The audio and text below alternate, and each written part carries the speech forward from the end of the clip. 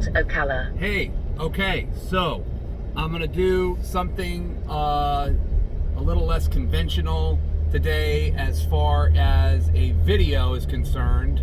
I've got a hectic schedule the next couple of days, so making videos in game isn't going to be something I'm going to be doing as much of.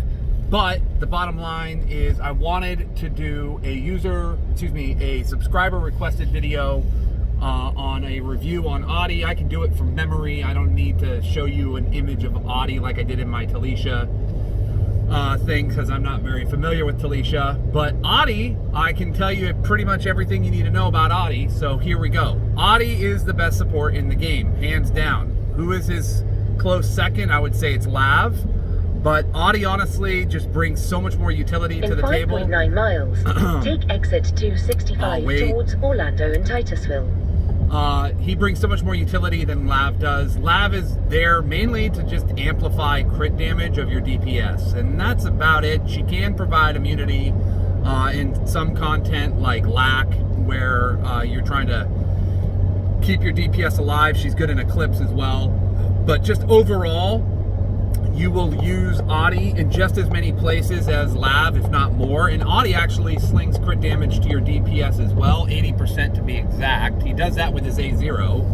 At A1, he also is increasing everyone's attack speed. And at A2, he is actually slinging the crit dam and the attack speed and the cooldown per second, which is 1 second of cooldown every second. So it's not like a blanket cooldown like his S3. It is a incremental cooldown that lasts for the duration of his soul weapon, which I'm pretty certain is 10 seconds. So it's providing 10 seconds of cooldown over time, which means you can pre-fire skills and still be getting it all on cooldown reduction, even if you use it ahead of your big burst. And with that 80% crit damage, you're going to be, of course, getting additional damage that way, and his A2 slings that to the top 3 DPSs. So not as useful as far as the crit damage and attack speed is concerned. The attack speed is useful, but with Fallen Frey in most comps now on boss levels and everything like that, she's already slinging so much attack speed. His attack speed is more redundant than anything, but it is additional attack speed for your top 3 highest attacks.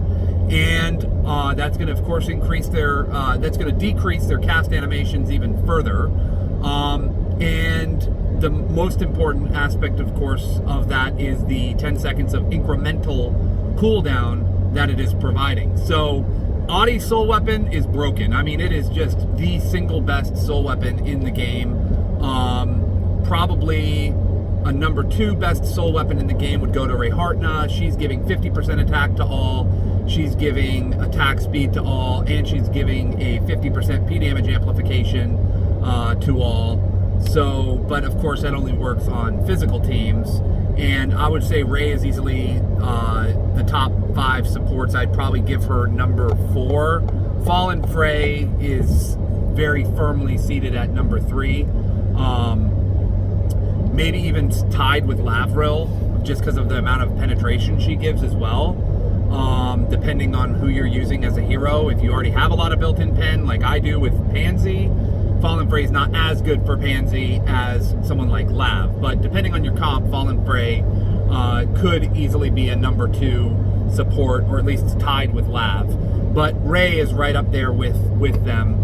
And I can do a review on any of those heroes, Fallen Frey, I should specify, and Rayhartna as well. But in 2 miles, take the bottom line is Oddy is also bringing all the utility that a mechanic brings. You don't need to set him up for DPS. You can. He actually is an incredible DPS on some magic comps, and can just absolutely annihilate since he's got a lot of AoE skills. But I use him primarily as a support. I have used him as a DPS in PvP, which is a lot of fun, but he's bringing the 15% attack reduction to the enemy team that are hit by his skills, and his S3 hits everybody. So that's a 15% attack reduction to all the enemies, plus it's reducing their chance to crit against you by 150. So that's a big skill that all mechanics are capable of yielding, but Oddy can do it without consequence. He's going to give you an additional 30% crit damage to all. Of course, you should have him in DL gear as a support, so that's another 13% crit damage. So right there, between his soul weapon and then just his basic mechanic kit, he's giving your team 123 crit damage, which is a lot of crit damage. Use the right lane to take exit 265. The other thing, too, that Oddy is bringing, of course, is either damage amplification with his S3 Dark, for content where there are 5 or more heroes, so that's really, really strong in Vel'Khazar, that's really, really strong in Trial of Sky. Take the exit. Or you can give everyone a full mana recharge and a reset of all cooldowns with his S3. So both of those are incredible, depending on what you're doing. The other place that the 50% damage amp to all enemies hit by his S3, that's amazing, is in Tower of Challenge 80. So in 1.4 miles, take exit. Basically, Oddy has a lot of utility in that content as well. And he is one of the very few heroes where all of his UTs are actually very, very useful and are worthy of being maxed out. And not just for stat lines, because each UT has incredible utility. So let's start with his UT4. UT4 is a team cleanse, and it amplifies the damage of his S3. Sorry, this is UT3. It amplifies the damage of his S3 I believe at 1 star, it's 24%, and then it goes all the way up to 50%. So that's going to be incredible for DPS potential. Right lane but again, Dispel. It's a team Dispel, which is great. So that's his UT3. His UT2 looks like a Rubik's Cube, and that increases the rate at which his big CC move from his S2 resets by an additional, I think it's either 10 or 20%. So you're able to spam and reduce CC bars much more quickly in content where that's necessary with his UT2. In a quarter of a mile, turn right. His UT1 is a mana reduction to the opponent, which you could either use in PvP, use the right lane to if you already have a good team cleanse through either Juno or Loman or DOS or whatever, or you can use that, which is a mana reduction. At 0 stars, it's a 400 mana reduction per second or something like that. It's strong. It's a strong mana reduction. And that, of course, is useful in Shack as well. And then his UT4 is a M damage amp. So you can use that in Mountain, you can use that in Tiphys, you can use that in Vel'Khazar if you're running as a magic comp. So you get an M damage amp as well through his UT4. So all of his UTs are fantastic. So that's another place where he just shines as a support. And you can switch those UTs around without consequence, depending on what the content is that you're using him in. In half a mile. The other thing that his T5 Dark does is increase cooldown of your heroes additionally. So between his Soul Weapon at A2 hitting the 3 highest attack, and then his T5 Dark bringing cooldown, and then of course his S3 bringing cooldown, he is just allowing massive bursts of damage in your world boss content in Vel'Khazar, Tiphys. He's not really made for LAC. You could use him in LAC depending on who the bans are, but I wouldn't recommend it. I've seen some good comps with him there. If they just don't have other heroes that are at the right level where he can actually shine, but he's not made But you could use him in LAC. He's viable in LAC, but he's just, again, one of the few characters that has viability in all the most important content. Eclipse, Guild Conquest, PvP, Guild Wars. Guild Raid is whatever, but I can talk about Guild Raid all damn day. It's something that most guilds do completely wrong, but I can do a video on that later. But you could use him there. He's also great in all your world boss contents. He should be on every world boss team. Oddy should. There's not a team that shouldn't have Oddy in world boss, whether you're physical or not. He should be, magical or not. He should be on every world boss team. As an example, let's talk about Mountain for a moment. So you run Oddy with UT4, giving an M damage amp to your magic team. Laudia and Oddy are like bread and butter. I mean, salt and pepper. They belong together, okay? What he enables Laudia to do that is absolutely maniacal. Laudia, her UT3 brings a 30% cooldown reduction to her S3, okay? Which is the spin to win move that makes her the best DPS in Mountain and in Tifus, okay? For magic teams. At the lights, turn right onto North the other thing Road, is then arrive at she's getting destination. 20% cooldown from a Celica, which if you're not using a Celica in Mountain, you should be. Hold on a second. I gotta take this call on the other phone. Hold on. Okay, sorry about that. I needed to take that phone call. So, I'm gonna get my hat straightened out here. All right. So, oh, I can take these off. I'm not in the sun anymore. So, what was I talking about? Oh, Laudia, right? Her spin to win movement. So, Oddy and Laudia go together. In Mountain, I can actually, if I time it just right with Pris, a Celica, and Oddy, sometimes I've actually used Ray, but not anymore since I've done what I did with Vero. But with Ray, it was even easier. It was almost a given.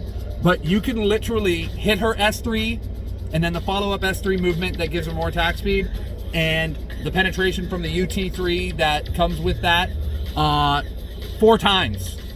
4 times. Between the 20% cooldown that a Celica slings to the 2 highest attack, which helps Fallen Fray, the 30% that you get from Priscilla, and the cooldown that you get from Oddy, both his soul weapon and his, I was looking at that side thinking like that little home button there was the camera, and it's not, it's over there. Hey, what's up?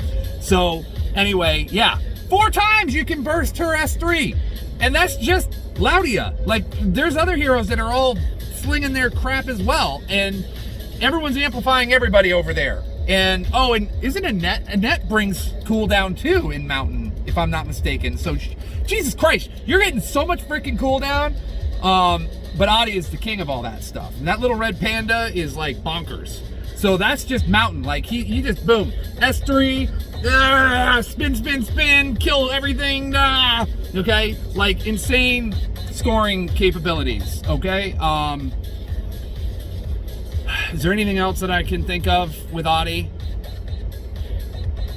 Not really. I mean, that's it. He's just freaking awesome. Okay. Like if you have questions, just ask in the video. I'll just respond by typing out the answer. But I think I pretty much covered everything. The build for Oddy, 95 TP unless you're gonna run him as a DPS.